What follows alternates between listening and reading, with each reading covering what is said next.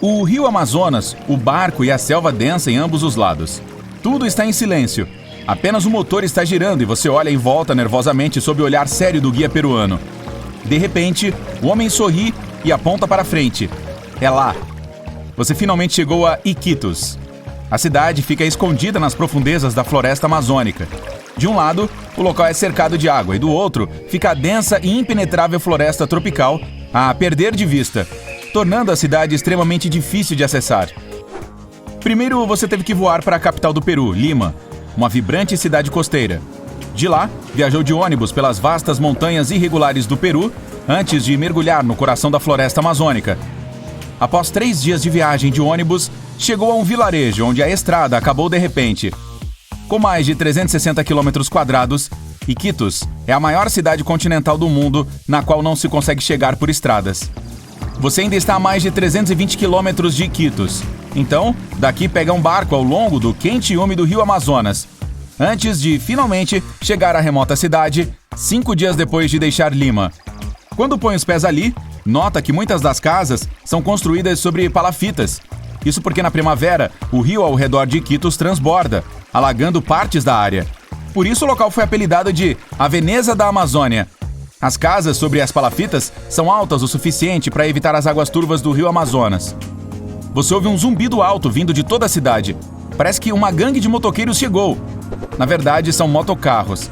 Existem poucos carros em Iquitos. Em vez disso, há motocicletas com pequenas cabines de passageiros anexadas a elas. São cerca de 45 mil dessas circulando por lá, tornando o local muito barulhento. Sua viagem aos lugares mais isolados apenas começou. Então você segue para a Noruega e chega à capital Oslo. Imediatamente entra em outro avião. Depois de um voo de 3 horas, pousa no aeroporto público mais ao norte do mundo, Longyearbyen.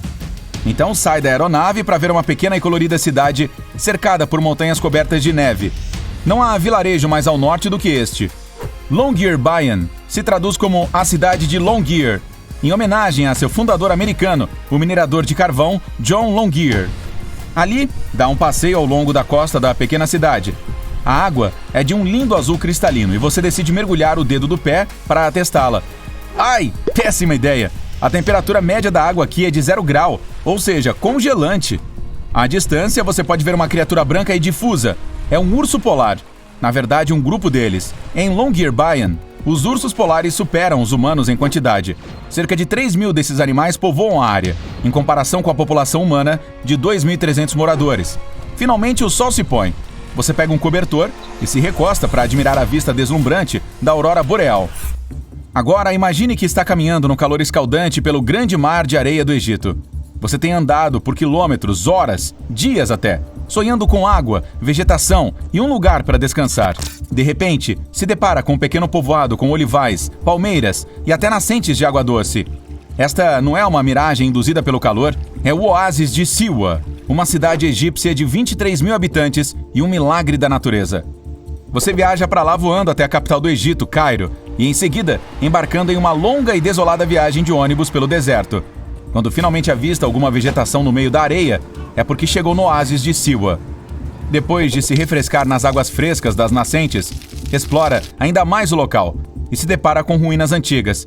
A cidade existe desde 10.000 a.C.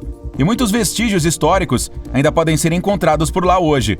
Entre essas ruínas, você percebe que há construções mais novas. É ali que vive o povo Siwi, dos dias atuais. Você passa algum tempo com os Siwi, uma comunidade amigável e única de egípcios. Eles contam tudo sobre a região deles. O oásis de Siwa fica localizado no meio do deserto do Saara e, devido ao seu clima severo, é uma das cidades mais remotas do mundo. Você percebe como o ar é seco e o sol escaldante. A temperatura alcança níveis máximos de 48 graus Celsius e esse calor torna o oásis de Siwa um lugar difícil de se viver. É hora de viajar para um clima mais equilibrado. Você segue para o nordeste e chega à capital da Rússia, Moscou. De lá, pega um voo para o leste novamente, viajando cada vez mais pelo território russo até ficar mais perto do Alasca do que de Moscou. Agora, chegou a Petropavlovsk, que se traduz como Cidade de Pedro e Paulo. A primeira coisa que se vê são montanhas gigantescas cercando a cidade, isolando-a do resto do mundo. Essas montanhas são, na verdade, vulcões. Nesse extremo leste da Rússia, existem mais de 300 vulcões, incluindo 29 ativos. Eles impedem que qualquer estrada chegue a Petropavlovsk. A cidade depende de voos e barcos para importar suprimentos. Você se afasta dos vulcões para olhar o Oceano Azul cintilante. A água está linda. Então, vai até a praia, onde uma multidão de leões marinhos toma banho de sol na areia. Petropavlovsk é lar de uma vida selvagem incrivelmente diversificada.